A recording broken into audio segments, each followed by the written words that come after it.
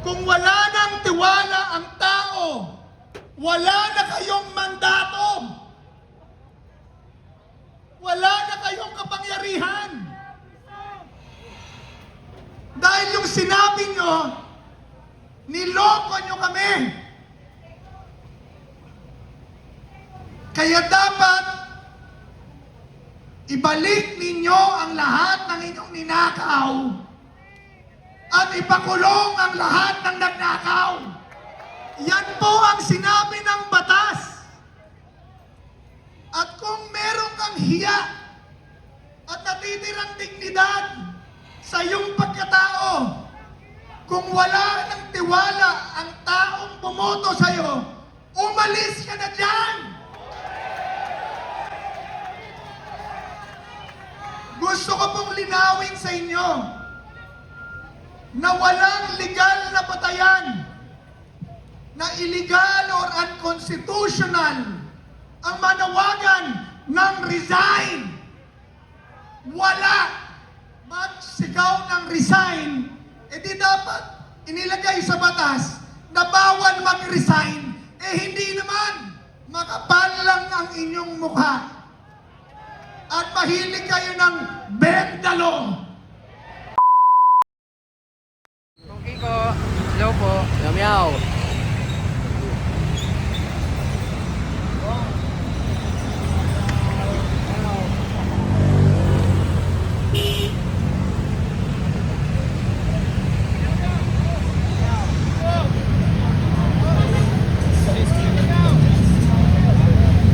From Quirino Grandstand, dito tayo ulit sa EDSA People Power Monument. Second day ng rally. Alam mo, ang nabubula ko lang, partner, ang dami-dami na nating mga tao na nanagdag ngayon. Ano bang pwede itawag sa nila? Hindi yung ating mga kapulisan. No? Magandang natin, ako sa inyo sa dyan! Ay mahigit na tulog kayo! Klaro-klaruhin natin to. Yes or no? Nakatulog ba siya maayos? Yes or no? Kapatid, siya ang nagbayad ng milyones para daw. 2013 po, may lumabas na Supreme Court decision. Inaaral po sa law school yan. Belhica versus Ochoa. Yung Belhica na yan nandito ngayon. Yung Belhica versus Ochoa po, ang sinasabi po ng Supreme Court, bawal ang pork barrel funds. Naalala nyo ba yan?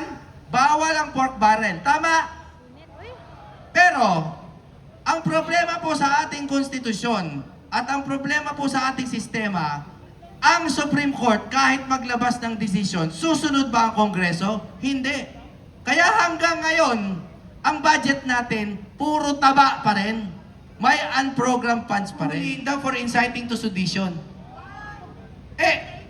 Kahit sino pong first year student ang tanongin nyo kung inciting po ang BBM resign o kung sino man resign, sasabihin nila mali yan. Ang daming sumisigaw ng Sara resign na. Nahuli ba yan ng inciting to sedition? Kaya nga naghahanap tayo ng patas na gobyerno. Pero para safe tayo, wag na lang natin isigaw ang BBM resign. Wag natin isigaw ang BBM resign. Ano ang bawal sabihin? Ano ang bawal sabihin? Mahuhuli kayo. Ano ang bawal sabihin? BBM mamatay. Sige, bahala kayo. Okay. Ngayon, tawagin na po natin ang dating chairperson ng PACC at ang tao po na matagal nang lumalaban sa korupsyon. Ito po ang ating chairman na si Greco Belhica. Maraming natatakot dahil yung gobyerno nananakot. Sinasabi ni Attorney Jimmy kanina, wala kang kasalanan, pagbibintangan ka ng kasalanan. Ngayon, kahit bawal, pwede na hong gawin, paulit-ulit. Nakita natin, nang-aaresto ng tao, walang valid warrant. Nakikita natin na bawal magnakaw, bawal ang pork barrel. Ginagawa pa rin.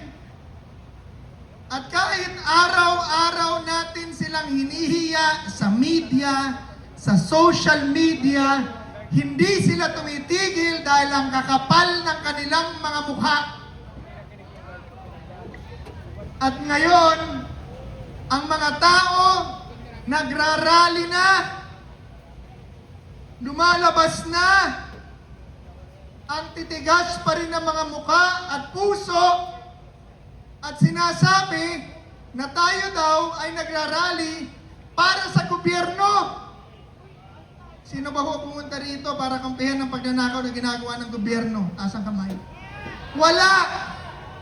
Kaya tayo naririto ngayon dahil yung pera na ating binabayad sa buwis, ginagawa nilang pork barrel, tapos ilalagay sa mga ghost project at pagkahati-hatian para sila yumaman at tayo naman malunod sa baha. Natuklasan natin ito nung ang Pangulong Marcos magsabi na 5,500 flood control projects na ang kaniyang naipagawa. Kinabukasan, nagalit ang Diyos, nagpadala ng ulan, bumaha. Kaya tayo nagagalit dahil nasa napunta yung daan-daang bilyong pera na dapat ipinagpagawa ng mga flood control sa mga proyekto na punta sa kanilang mga bulsa. At ngayon, yung pinakakatiwala nilang tao, bagman, operator, chairman ng Committee on Appropriations ng Kongreso, ay nagsalita na 100 bilyong piso ang binigay niya kay Presidente Marcos at kay Speaker. Ngayon, imbis na sagutin ng detalye, ano tong sinasabi ni Zaldico? Bata mo! Imbis na sagutin ng detalye na hindi totoo yan, ang perang yan ay napunta dito. Ito ang ebidensya. Ang sinasabi, ayoko nang pansinin yan and I don't even want to dignify the statements of Zaldico. Hindi po yan ang hinahanap nating sagot. Ang gusto nating malaman, nagnakaw ka ba o hindi? Ang gusto naming malaman, pinagtaksilan mo ba ang Pilipino o hindi? Sinabi mo, paglilingkuran mo kami. Sinabi mo na bubuuin mo at i-unite mo ang bansa at aangat sa kahirapan. Pero bakit sinasabi nung katiwala, bagman, operator, na hindi raw yun ang ginawa ninyo? Inutusan nyo daw siya na mag-insert ng 100 bilyong piso at para pakinabangan nyo ang 25%, 25 billion pesos. Kaya naghihirap ang Pilipino dahil ang mga negosyo nag-aalisa, nagsasara. Kaya walang trabaho ang tao dahil grabe ang korupsyon. Magdadala ka ng negosyo, mamumuhunan ka, hihingan ka ng 40, 50, 25% na lagay. Bukod pa, dun sa ninanakaw nila, sa pondo mismo o buwis ng bayan. Yung mga namumuhunan, umaalis ng bansa. Kaya ang Pilipino, walang trabaho. Walang pera. Naghihirap, binabaha. At ang yumayaman lang sa Pilipinas, puro mga korap na politiko.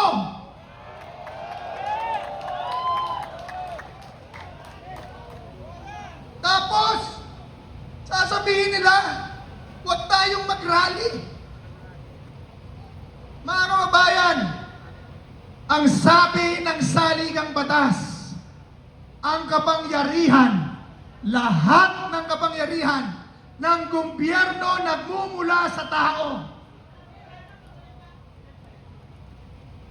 Ang pinakadahilan ng kanilang pagkakaupo sa gobyerno dahil ipinoto sila ng tao. At ang kapangyarihan yan na ating pagpili sa kanila na iboto ay kapangyarihan din na pwede nating bawiin ang ating tiwala sa kanila. Naintindihan po, the power to elect brings with it the power to reject.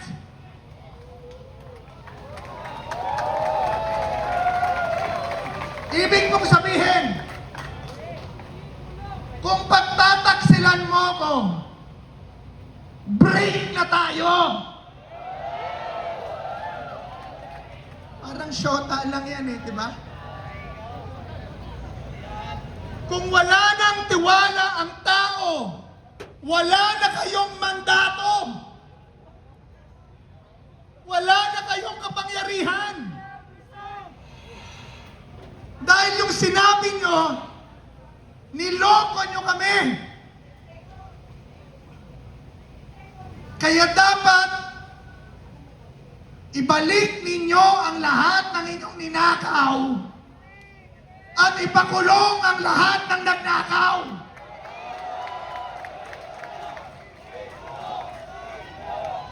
Yan po ang sinabi ng batas.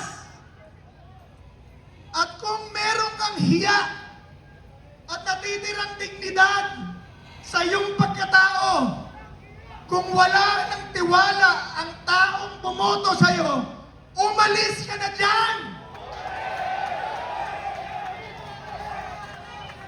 Gusto ko pong linawin sa inyo na walang legal na batayan, na illegal or unconstitutional ang manawagan ng resign. Wala. Dahil doon mismo sa saligang batas, nakalagay na pag nag-resign ang mga pinuno o ang pinuno, merong pumapalit kaagad. Kung bawal magsigaw ng resign, edi dapat inilagay sa batas na bawal mag-resign. Hindi naman. Makapal lang ang inyong mukha at mahilig kayo ng bendalo.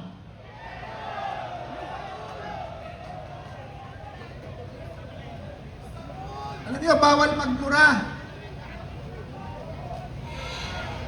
Pwede magpura! Si Ray magmumura. Ako hindi, pastor ako. Pero mga kapatid, mga kabayan, hindi rebellion, hindi sedition, ang pagtitipon at pagsasalita ng ating nararamdaman at kung ano ang nasa ating mga isip at pagpoprotesta sa korupsyon sa gobyerno. Ito po ay hindi rebellion, subalit isang reforma para sa bayan na sinira na nila. Ang ating protesta ay para ipanumbalik ang kaayusan ng isang pamahalaan na magpapatakbo ng isang bayan para ang bawat Pilipino, pati anak ninyo, lalaki na may pag-asang umunlad dito mismo sa Pilipinas. Subalit, imbis na gawin ang kanilang trabaho, imbis na pagsisihan ang kanilang mga ginawa, nagtatakipan pa. Pinatatahimik ang mga witnesses. Nasaan na si Orly Gutesa? Pinatitigil ang mga pagdinig. At pag ang itinuturo, DPWH contractor, DPWH district engineer, DPWH secretary at mga kontraktor, agad pinaiimbestigahan, agad pinauhuli. Pero nung nagturo na si Saldi, na si Bongbong at si Martin, Teka muna, paimbestigahan natin yan at magkaso muna kayo. Samantalang nung naglabas ng destabilization list or chismis list, si Montulfo, alam niyo yung destabilization list?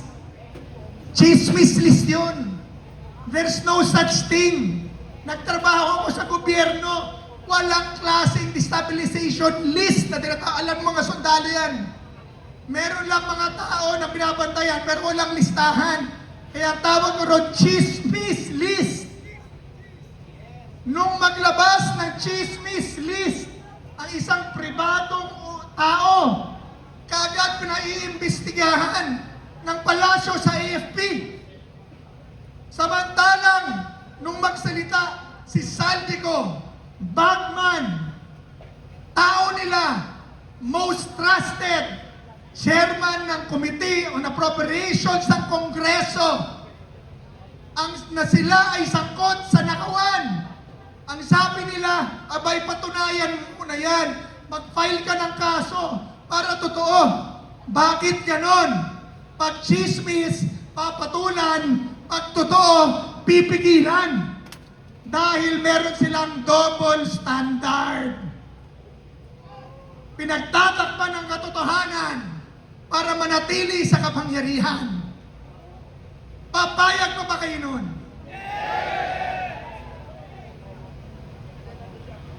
Buntutan ko ng konti sinabi ni Jimmy. 2013, kasama ang bansang Pilipinas, kasama ang Iglesia ni Cristo, kasama ang mga Ebanghelyo at mga Katoliko, pinangunahan po ng inyong lingkod ang pagsasampa at pagkikwestiyon ng legalidad ng pork barrel system, PDAF at DAP sa Supreme Court. Nanalo po tayo sa kaso, 14-0, tinawag na Belhica ruling. Bawal na ang pork barrel sa budget. Akala natin noon, makakawala na ang ating bansa sa manipulasyon ng mga politiko at pagnanakaw sa budget. Ang hindi natin alam, unti-unti pala nilang ibinalik ang sistema at ngayon, lumikha na ng mas malaking monster na ang tawag natin ngayon, flood control scandal. Bawal na ang insertion dun sa ruling ni Bellica. Pero ngayon, bilyong-bilyong piso ang ini-insert sa budget. Bawal na, ginagawa pa. At nais ko pong ipaalala sa inyo na pag binasa niyo ang kasaysayan na sa tuwing pinagtataksilan ang taong bayan, tumatayo ito upang ipaglaban at bawiin ang kanyang kasarinlan.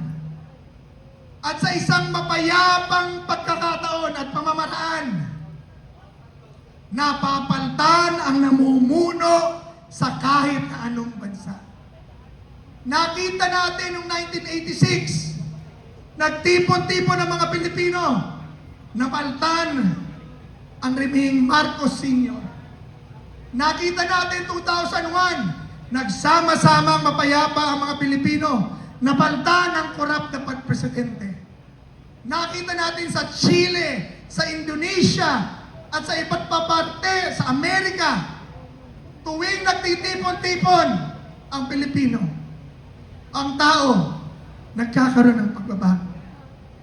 Kaya po tayo ngayon, bilang pangwakas, yan pong ulan na yan ay padala ng Panginoon. Malaman ang tunay na damdamin ng Pilipino, mababasa nyo sa social media at media. Ang daming gustong pumunta rito na walang pera dahil sa walang iyang magnanakaw na gobyerno. Ang daming gustong pumunta rito pero natatakot dahil tinatakot ng gobyerno. Kung gusto nyo pong malamang tunay ang damdamin ng tao, basahin nyo ang media at social media, malalaman nyo na. Paalala ko po sa inyo na ang inyong mandato ay protektahan ang tao at estado. Ito na ang tao. Basahin nyo ang gusto ng tao. Protektahan nyo ang tao. Ang inihingi namin, manindigan kayo para sa estado. Hindi lang gobyerno.